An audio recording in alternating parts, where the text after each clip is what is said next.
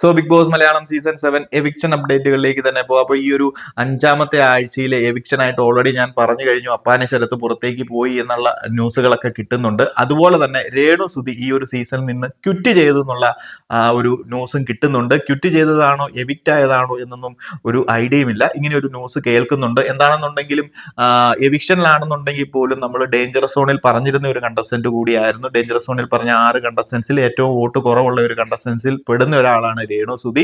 അപ്പം എവിക്ഷൻ അല്ല നടന്നിരിക്കുന്നത്. രേണു സുധി വാക്കൗട്ട് ആയി എന്നാണ് കേൾക്കുന്നത്. ഈ ഒരാഴ്ച മൊത്തം പറയുന്നുണ്ടായിരുന്നു രേണു സുധി കഴിഞ്ഞ ആഴ്ചത് പോലെയൊന്നും അല്ല, ഈ ഒരാഴ്ച പോണം, ലാലേട്ടൻ വരുമ്പോൾ പറയും എനിക്ക് പുറത്തു പോകണം, പോകാതെ പറ്റത്തില്ല, ഇവിടെ നിൽക്കാൻ പറ്റില്ല, സാധിക്കത്തില്ല എന്നൊക്കെ പലതവണ ബിഗ് ബോസിന്റെ അടുത്താണെന്നുണ്ടെങ്കിലും പറയുന്നുണ്ടായിരുന്നു. ബിഗ് ബോസും പലതവണ കൺഫെഷൻ റൂമിൽ വിളിച്ച് രേണു സുധിയുമായിട്ട് സംസാരിച്ചിട്ടുമുണ്ട്.